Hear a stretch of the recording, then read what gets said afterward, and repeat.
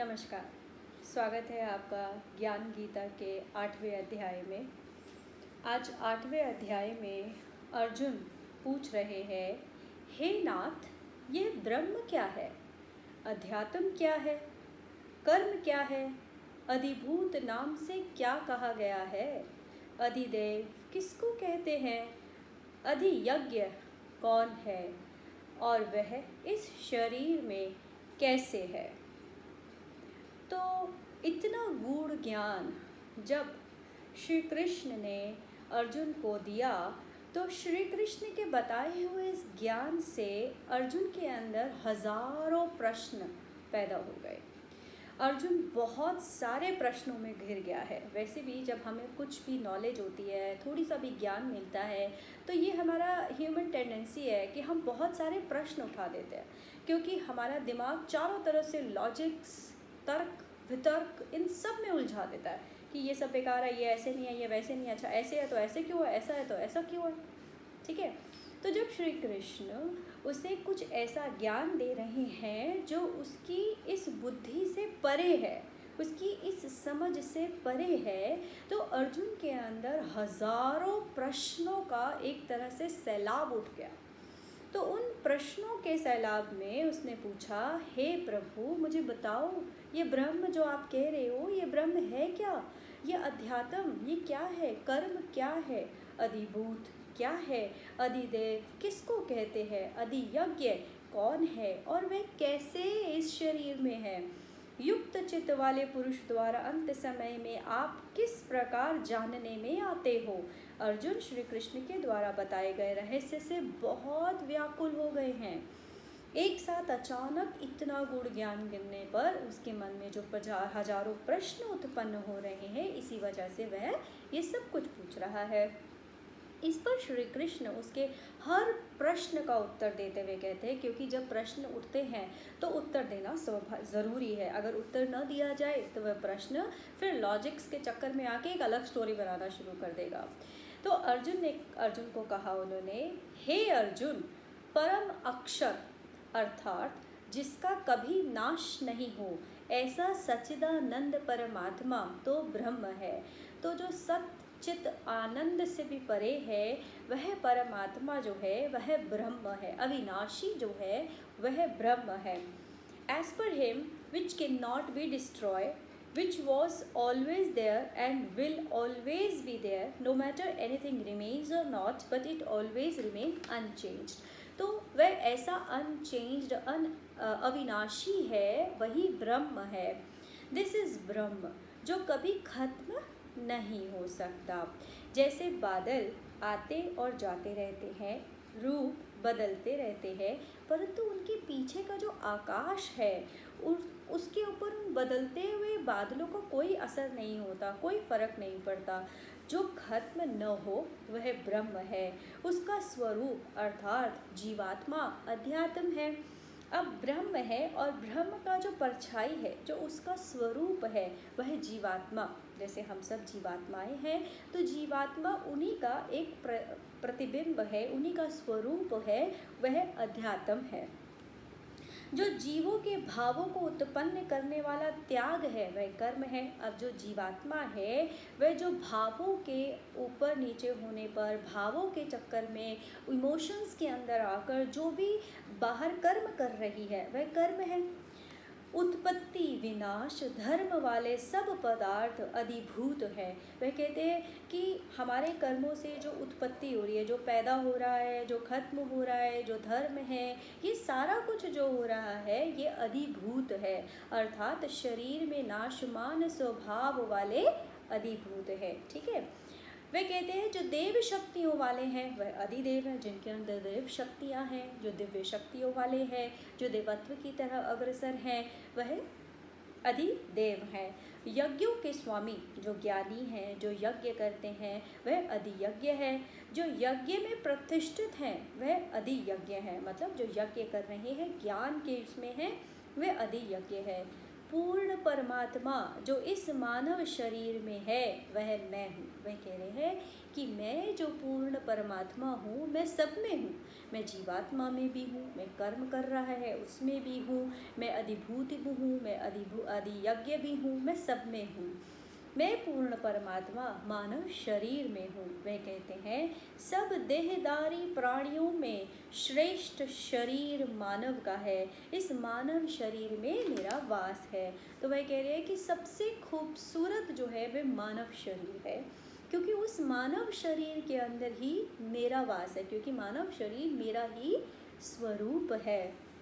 जो मनुष्य अंत समय में मुझे याद करता हुआ मेरे ब्रह्म रूप निराकार रूप को ध्यान में करते हुए शरीर त्यागता है, वह साक्षात स्वरूप को प्राप्त होता है, इसमें कुछ भी संशय नहीं।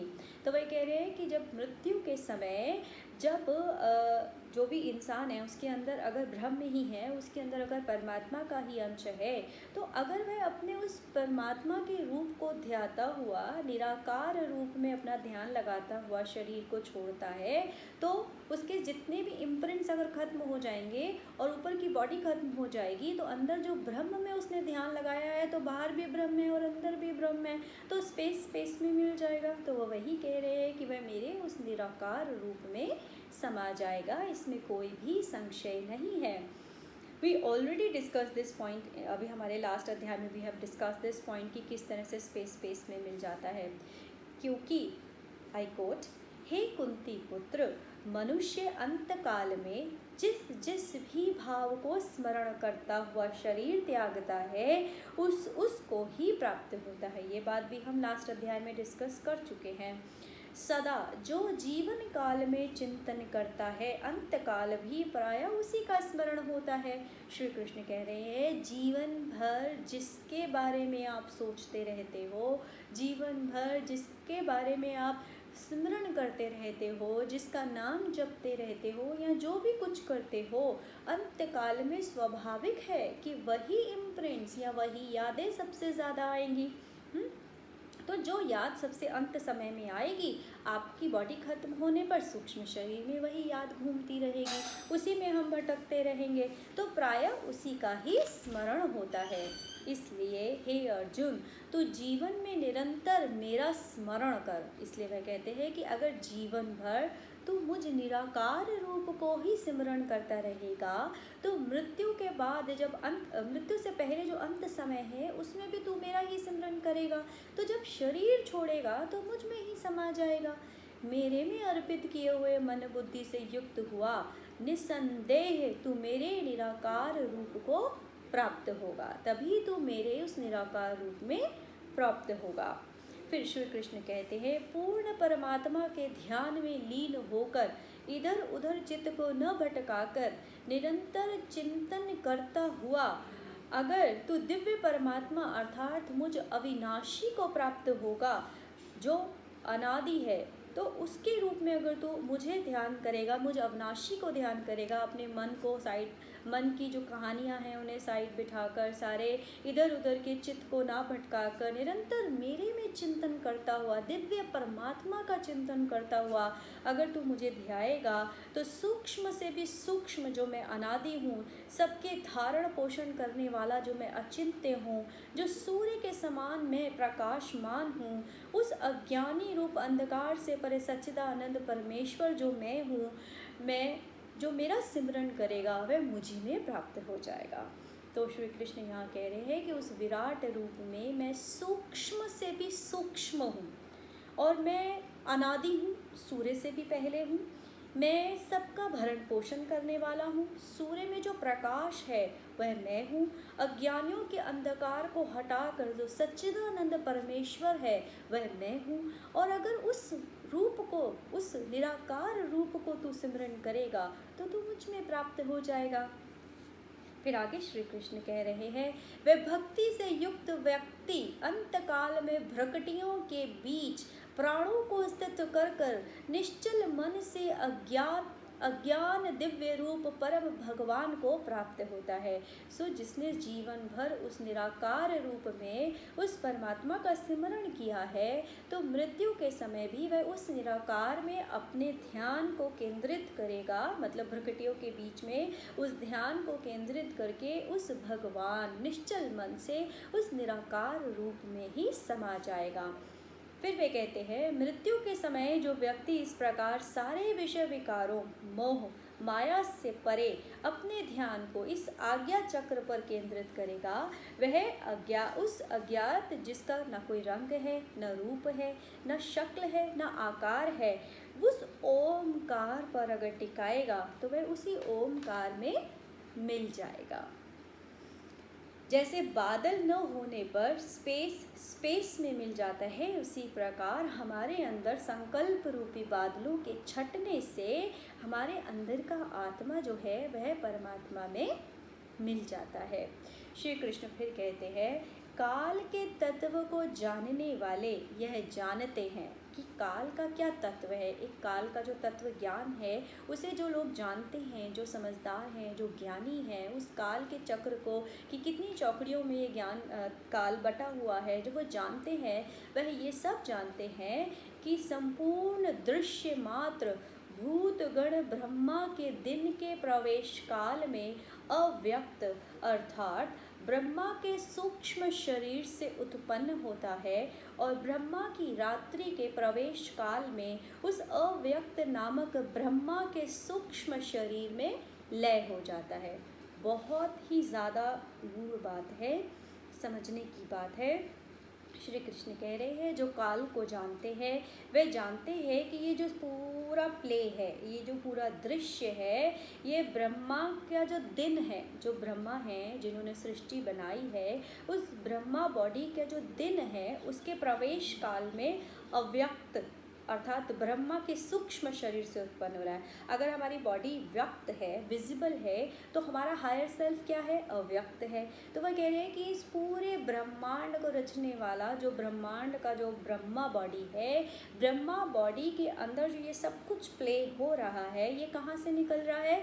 ब्रह्मा की सूक्ष्म बॉडी, उसकी हायर सेल्फ से निकल रहा है। तो जब उसका दिन है तो यहाँ पर पूरी सृष्टि रची जा रही है, और जब ब्रह्मा के सूक्ष्म शरीर से, उस अव्यक्त ब्रह्मा के सूक्ष्म शरीर से जब रात्रि हो रही है, तो उस तरफ हर वक्त जो है अंधकार है, सृष्टि का खत्म हो जाना है। अर्थात जब जीव ब्रह्मा के अव्यक्त अर्थात जो कभी दिखाई नहीं देता, इनविजिबल सेल्फ है, उसी प्रकार जैसे हमारा स्थूल शरीर जो दिखाई देता है, अव्यक्त जो सूक्ष्म शरीर दिखाई नहीं देता, उसी प्रकार ब्रह्मा के अव्यक्त शरीर में समा जाते हैं। समझ आया? कि जैसे हमारी विजिबल बॉडी है, उसके ऊपर इनविजिबल बॉडी है जिसके थ्रू हम पूरी बॉडी में वर्क कर रहे हैं, उसी प्रकार इस ब्रह्मांड की, इस ब्रह्मा की भी सूक्ष्म बॉडी है, इनविजिबल बॉडी है। इस बात को समझाने के लिए जो मेरी अंडरस्टैंडिंग है उसको मैंने एक छोटे से इस चित्र से समझाने का प्रयत्न किया है। अगर आपको समझ में आए, ये एक छोटी सी अंडरस्टैंडिंग है, मेरा एक छोटा सा प्रयास है, कह सकते हो कि मेरा एक पॉइंट ऑफ व्यू है इस गीता के पाठ को समझने का। अगर आपको समझ आए तो बहुत अच्छी बात, नहीं समझ आए तो कोई बात नहीं। तो अगर इसे हम इस प्रकार समझते हैं, अगर आप सब देख पा रहे हो कि मैंने ये चित्र बनाया है, ये हमारा शरीर है। इस पूरे शरीर के अंदर क्या क्या काम कर रहा है? हमारे शरीर में ऑर्गन्स हैं, अगर आप देखेंगे हमारे शरीर के अंदर ही 5 एलिमेंट्स हैं।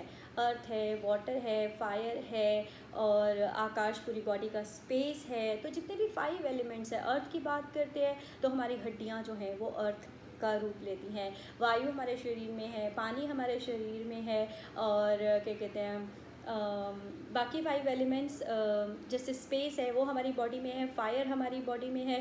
तो ये सब कुछ हमारे शरीर में काम कर रहा है। इसके साथ साथ हमारी बॉडी के अंदर एक सुपर इंटेलिजेंट सिस्टम है, कोई लॉ है जो गवर्न कर रहा है। आपको नहीं पता आपका हृदय कैसे चल रहा है, आपको नहीं पता सारा दिन ब्लड कैसे सर्कुलेट हो रहा है, आप तो नहीं कर रहे हो सारे नर्वस सिस्टम को ऑपरेट, आप तो सिग्नल्स नहीं पहुंचा रहे हो। तो something is working inside you, that is, you can call it super intelligence or the law, जो लॉ उसको गवर्न कर रहे हैं। इसके अलावा कुछ हमारी बॉडी के अंदर माइक्रोबायोम्स हैं, माइक्रोबायोटिक्स हैं, जो माइक्रो ऑर्गेनिजम्स हैं जो उसमें बॉडी में हेल्प कर रहे हैं।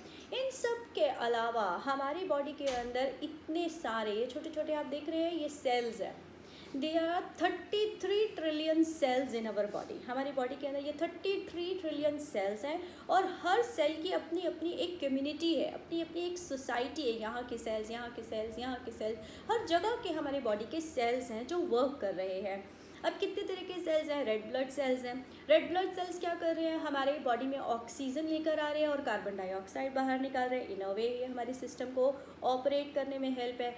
अब इसके अंदर वाइट ब्लड सेल्स हैं। वाइट ब्लड सेल्स क्या कर रहे हैं? वे हमारी बॉडी के इम्यून सिस्टम को बनाते हैं। हमारी बॉडी के क्या कहते हैं, जैसे अगर कहीं सेल कोई वीक हो गया है, कोई हड्डी टूट गई है, कहीं पे कोई प्रॉब्लम हो रही है हमारे सेल्स के अंदर, तो वो उस सेल्स को वापस रिप्लेनिश करते हैं, हील करते हैं, राइट। तो इस तरीके से हमारी बॉडी के अंदर जो 30 ट्रिलियन सेल्स हैं ये एक साथ काम कर रहे हैं। वाइट ब्लड सेल्स हैं, रेड ब्लड सेल्स हैं, और जो माइक्रो ऑर्गेनिजम्स हैं वो भी उसके अंदर काम कर रहे हैं। हमारे माइक्रो ऑर्गेनिज्म जो है वो हमारी बॉडी का सिस्टम चला रहे हैं। उसमें बैक्टीरियाज हैं, बैक्टीरिया गुड बैक्टीरियाज भी हैं जो हमारी बॉडी को हेल्प करते हैं, और कुछ बैड बैक्टीरियाज भी बन जाते हैं। तो this is how the whole system is working. अब बात करते हैं, अगर हमारी बॉडी में इतने 33 ट्रिलियन सेल्स हैं तो उन सेल्स का अपना एक दिमाग है, उनके अंदर भी इंफॉर्मेशन है। तो 5 सेंसेस से आप जो भी इंफॉर्मेशन आप अपने अंदर पहुंचा रहे हैं वो इन 33 ट्रिलियन सेल्स के अंदर जा रही है और उनके ब्रेन में प्रोसेस हो रही है।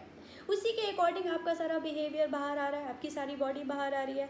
अब जो ये 33 ट्रिलियन सेल्स है, रिसर्च कहती है कि ये सेल्स जो हैं बाहर जा रहे हैं।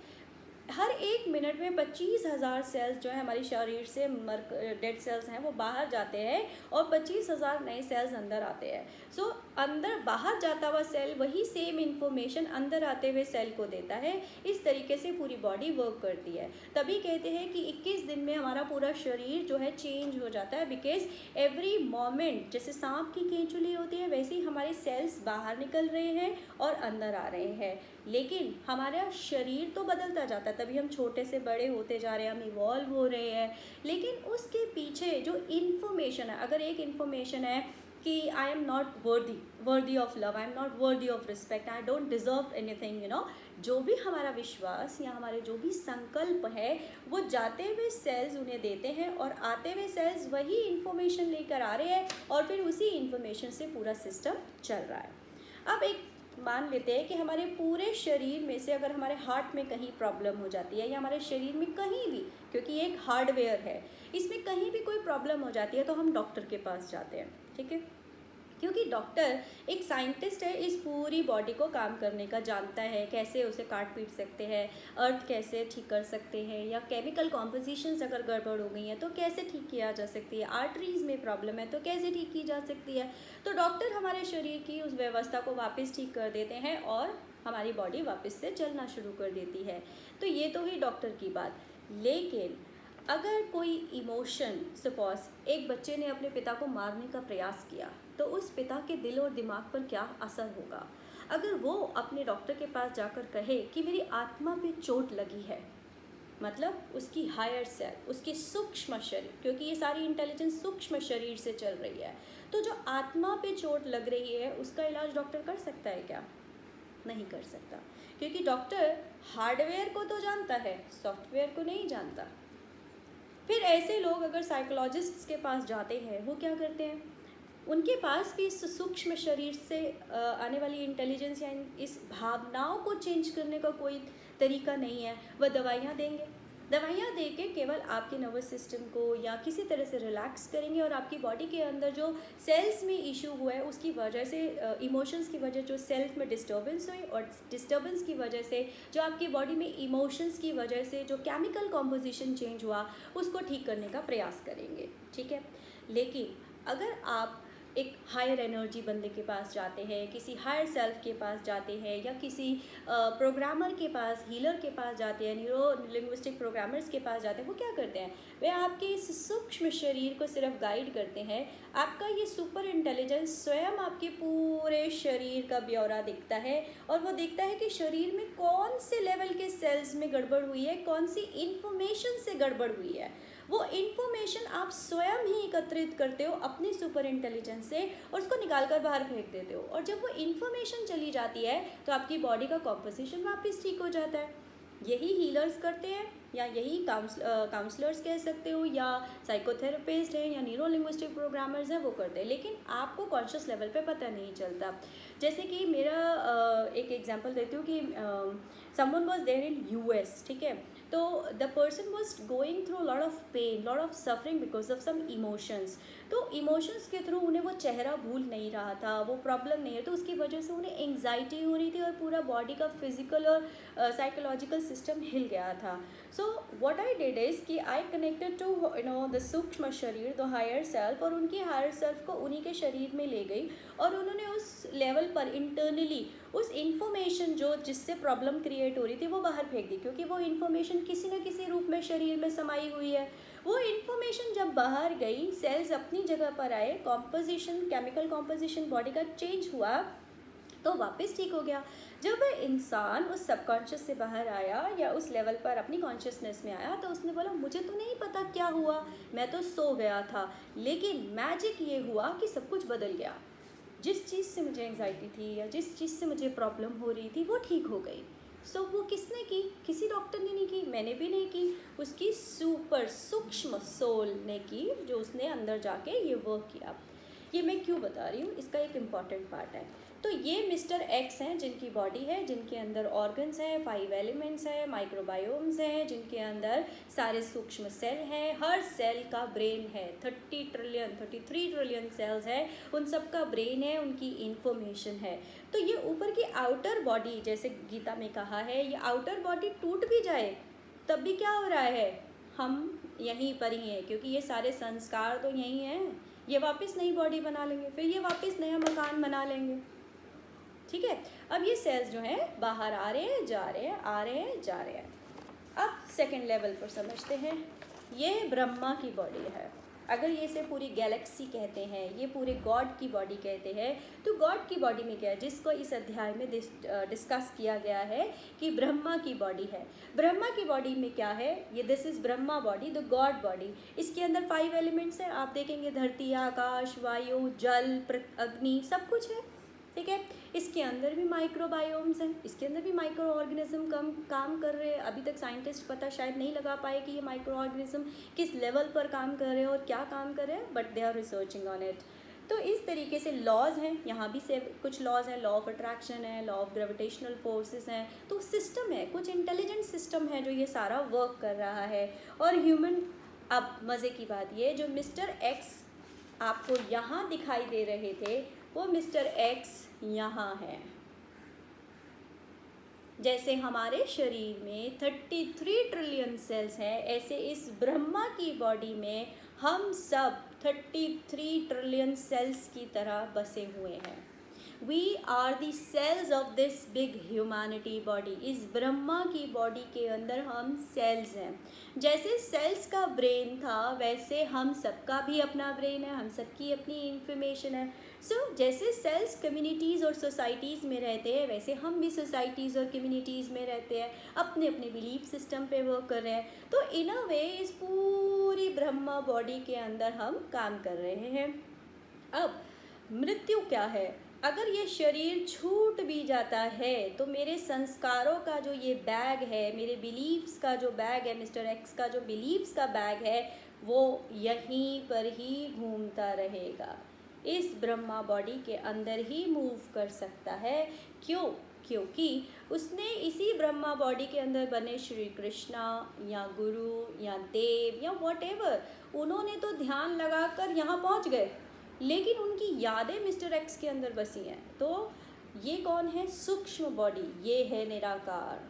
मतलब ब्रह्मा बॉडी का जो सूक्ष्म शरीर, जैसे मेरी बॉडी का एक सूक्ष्म शरीर था, इसी तरह इस ब्रह्मांड के पूरे शरीर का एक सूक्ष्म शरीर है, यही निराकार है। यही वे बार बार कह रहे हैं कि अगर तू इस लेवल पर उन लोगों को पूजता रहेगा, उन लोगों को ही ध्यान में करता रहेगा या इन विकारों में रहेगा, उन इम्प्रिंट्स में रहेगा, तो तू इसी शरीर में, इसी ब्रह्मांड में ही घूमता रहेगा, बार बार शरीर धारण करेगा, बार बार निकलेगा, बार बार शरीर धारण करेगा, बार बार निकलेगा। लेकिन मुक्ति कैसे है? जिनको हम पूजा कर रहे हैं वह लोग इसमें नहीं हैं, वह शायद इससे बाहर यहाँ उस निराकार रूप में है, फिर वो डिवाइन रूप में यहाँ पर आ जाते हैं लेकिन चले जाते हैं। लेकिन हम सबका कर्म क्या है? परम पिता परमात्मा कह रहे हैं कि यहाँ आओ मेरे इस ब्रह्म, तो वह कह रहे हैं कि ब्रह्मा के सूक्ष्म, मतलब ये ब्रह्मा है और इस ब्रह्मा के सूक्ष्म शरीर, उसकी हायर सुपर इंटेलिजेंस से ये सारा कुछ चल रहा है। तो अगर इस हायर सेल्फ से सबके अंदर वही तो हैं, तभी वो कहते हैं वह सर्वव्यापी हैं, तभी वो कहते हैं कि वह सर्व ज्ञानी है, सर्वव्यापक है। तो मिस्टर एक्स के अंदर भी हैं, मिस्टर वाई के अंदर भी हैं, इन 30 ट्रिलियन सेल्स के अंदर जो हम इंसान हैं उनके अंदर भी हैं, वो हर माइक्रो ऑर्गेनिज्म के अंदर भी हैं, वो पृथ्वी में है, जल में है, आकाश में है। तो this is how I think the whole understanding of Bhagavad Gita is there. तो जो मुझे समझ आया, जिस लेवल पर मैं समझ पाई, मैंने उसे ड्रॉ करके बहुत आसान तरीके से एक लेमैन की लैंग्वेज में समझाने का प्रयत्न किया, क्योंकि आज तक ये सब बातें हमें बहुत ही बड़े बड़े तरीक़ों से समझाई गई, बड़े बड़े कॉम्प्लेक्स तरीक़ों से समझाई गई, शायद हमारे दिमाग में नहीं घुस पाई, समझ नहीं पाए। लेकिन आज भी कितनी आत्माएँ, कितने लेमैन्स हैं जो तड़प रहे हैं उस आंसर को पाने के लिए। तो ये मेरा एक, मुझे लगता है श्री कृष्ण के हिसाब से जो मुझे एक ओपिनियन समझ आई, अंडरस्टैंडिंग हुई, या जो पॉइंट ऑफ व्यू भी कह सकते हो, मैंने अपना आपको बताया। अगर आपको इससे आंसर मिलता हो तो बहुत अच्छी बात है, और नहीं मिलता हो तो आप स्वतंत्र हैं अपना विचार रखने के लिए। तो श्री कृष्ण आगे बढ़ते हैं, इसी में कहते हैं कि जब ब्रह्मा के अव्यक्त, मतलब ब्रह्मा के उस अव्यक्त सूक्ष्म इनविजिबल बॉडी, अर्थात जो कभी दिखाई नहीं देता, जैसे हमारा इनविजिबल सेल्फ है वैसा, तो उस अव्यक्त शरीर को अगर सारा टाइम याद करते रहेंगे तो अंत समय जब हम अपने मिस्टर एक्स की बॉडी ख़त्म हुई थी, तो जो बॉडी ख़त्म होने पर वो उस अव्यक्त में ही मिल जाएगा, तब वो इसमें ब्रह्मांड में नहीं भटकेगा, वो सीधा वहीं उस प्रकाश में चला जाएगा। जैसे समुद्र के ऊपर प्रकाश की लहरें, प्रकाशमान लहरें होती हैं, वे कह रहे हैं जैसे समुद्र के ऊपर की जो लहर होती है वह जीवन की तरह है, वह दिखाई देती है, लेकिन समुद्र के नीचे भी तो लहरें हैं। तो समुद्र की जो नीचे की लहरें, जो न दिखने वाली लहरें हैं, वह मृत्यु हैं। इसी प्रकार प्रकाश दिन में उजागर और जीवात्मा जीवित है, अंधकार में लुप्त तो जीवात्मा मृत है। तो इसी बात को वह बार बार बता रहे, इस गूढ़ ज्ञान को उन्होंने समझाया है। परंतु इस ब्रह्मा के जगत में आना जाना लगा रहेगा। वह कहते हैं लेकिन अगर आप संस्कार संकल्प वही रखोगे तो इस ब्रह्मा की जो बॉडी है ना, बस इसी में आना जाना रहेगा, इसमें मूव करते रहोगे। जो लहर नीचे जाएगी वो फिर ऊपर आएगी, क्योंकि अगर समुद्र का पार्ट हो, उस ब्रह्मा की बॉडी का पार्ट हो, तो आना और जाना तो पड़ेगा, क्योंकि लहर है, लहर आएगी भी और जाएगी। परंतु इस ब्रह्मा के अव्यक्त सूक्ष्मता से भी परे, वह कह रहे कि इस ब्रह्मा के सूक्ष्म शरीर में, अव्यक्त शरीर में सनातन यानी अनादि अव्यक्त भाव है। जैसे हमारा एक हायर सेल्फ अव्यक्त भाव है, जिसे कोई देख नहीं सकता, समझ नहीं सकता, सिर्फ एक्सपीरियंस किया जा सकता है। वह परम दिव्य पुरुष भूतों के नष्ट होने पर भी नष्ट नहीं होता। तो वह कह रहे हैं कि अगर उसमें जाओगे जो भूतों के नष्ट होने पर भी नष्ट नहीं होता, वह निराकार अविनाशी परमात्मा का सर्वव्यापी है, वो ही मानो इस सारे चित्र का बैकग्राउंड हो। ठीक है, तो जो ब्रह्मा है, जो ये ब्रह्मांड है, वो भी ऊपर का चित्र है, उसके पीछे का जो बैकग्राउंड है। अब हमारी physical body is the reflection of our higher self. तो ऊपर जो दिख रहा है वो सत्य है ही नहीं, दैट इज़ मिथ। असली तो सूक्ष्म है, वह एनर्जी है। तो इसी प्रकार वह कह रहे हैं कि ब्रह्मा जो शरीर, जो ब्रह्मांड दिख रहा है, जो विजिबल ब्रह्मांड दिख रहा है, वो भी माया है। जब वो ही माया है तो उसमें पैदा होने वाले इंसान भी माया है। लेकिन इनसे बाहर आप उस सूक्ष्म निराकार रूप को अगर ध्याते हो, उस बैकग्राउंड को अगर ध्याते हो, तो सब उसी में समा जाओगे। वह कह रहे हैं कि वह बैकग्राउंड ही नहीं बदलता, बाकी सब बदल जाता है। जो अव्यक्त अक्षर इस नाम से कहा गया है, उस अक्षर नामक अव्यक्त भाव को प्राप्त होकर मनुष्य वापस नहीं आते। श्री कृष्ण कह रहे हैं कि उस अव्यक्त, उस विराट को प्राप्त होने पर मनुष्य इस ब्रह्मा बॉडी में वापस नहीं आते, मतलब इस ब्रह्मांड में वापस नहीं आते। वह मेरा परम धाम है, वह मुझ सनातन में ही लीन हो जाता है। जो ऐसे मुझे ध्याता है वह मुझ में लीन हो जाता है।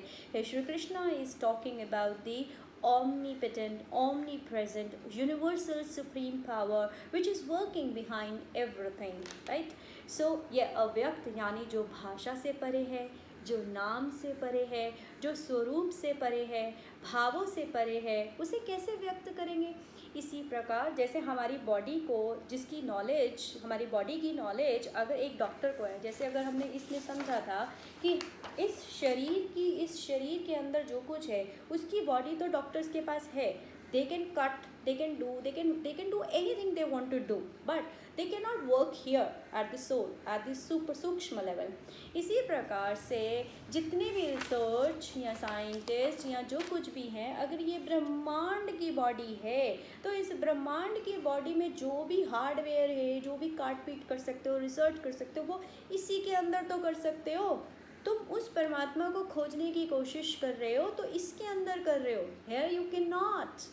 अगर तुम वो यहाँ है तो उसे कैसे पाओगे, उसे कैसे समझ सकते हो? वो भाषा से परे है। वही मैं कह रहे हैं, जो भाषा से परे है, जो नाम से परे है, जो स्वरूप से परे है, जो भावों से परे है, उसे कैसे व्यक्त करोगे?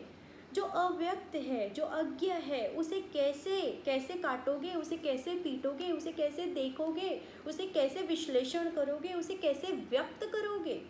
उसे केवल महसूस ही किया जा सकता है, उसे सिर्फ एक्सपीरियंस किया जा सकता है। तो उस परम आनंद को वह परम आनंद एक ऐसी स्थिति है जहाँ खुद के होने का भी एहसास न रहे, जहाँ स्थूल शरीर, न सूक्ष्म शरीर, न संकल्प, कुछ भी न रहे। ना आपका स्थूल शरीर रहे, ना सूक्ष्म शरीर रहे, ना वहाँ पर आपका कोई संकल्प रहे। जब आप स्वयं को भी नष्ट कर दे, उस बैकग्राउंड में ही समा जाएं, तब वही निराकार है। उस आनंद से ऊपर कुछ है ही नहीं। तो उस आनंद को कोई शब्द कैसे बयां कर सकता है? जैसे अगर आप अपने बच्चे से प्रेम करते हैं, माँ एक अपने बच्चे से प्रेम करती है और उसे कहे कि जो प्रेम के समय जो भाव उत्पन्न हो रहे हैं उसे डिफाइन करो, नहीं किया जा सकता। उसकी आंखें छलक जाएंगी उसे डिफाइन करने के लिए, बट फिर भी नहीं कर सकते। उस अव्यक्त को किसी तरीके से डिफाइन नहीं किया जा सकता, केवल अपने को समर्पित करके महसूस किया जा सकता है। आँखों से अश्रु केवल बहते हैं, भाव भी इसी आनंद को व्यक्त नहीं कर सकते। अथाह प्रेम मानो कोई सागर उमड़ जाए तो भी इस वेग या इस आनंद को एक्सप्रेस नहीं कर पाएगा। This absolute infinite divine love is the ultimate background of everything, and the ananda also emerge from this nothingness. We need not to reach anywhere. हमें कहीं जाना नहीं, कहीं भागना नहीं है उसे पाने के लिए। just we have to still ourselves. Believe me, it's already there, क्योंकि वह सर्वव्यापक है, हर जगह है। We are made up of this ananda. Just remove the clouds of ignorance and darkness and come in stillness and experience it. कहीं मत भागो, कुछ मत करो, क्योंकि कुछ करने की इच्छा जब हम करते हैं तो फिर दिमाग चलता है, फिर बुद्धि चलती है और फिर अज्ञान में फंस जाते हैं। दिमाग की सारी कहानियों से अलग उनको एक तरफ बिठाकर जब हम सरेंडर कर देते हैं संपूर्ण अथाह अनन्य प्रेम में, 100 नहीं 200% फेथ के साथ जब हम सरेंडर कर देते हैं, तब अज्ञानता की दौड़ का नाश हो सकता है। जैसे हम अपने बच्चों से प्रेम करते समय सब कुछ छोड़ देते हैं, भाव विभोर हो जाते हैं, जगत भूल जाते हैं, अपने होने का एहसास भी माता भूल जाती है, उस प्रेम को अभिव्यक्त नहीं कर सकती परंतु है। ठीक उसी प्रकार अपार प्रेम, श्रद्धा, विश्वास, निष्ठा, समर्पण के भाव से ही इस अविनाशी के अंदर जाया जा सकता है, उसे प्राप्त किया जा सकता है। केवल और केवल मानव शरीर में ही ये व्यवस्था है जहाँ हम उसे प्राप्त कर सकते हैं।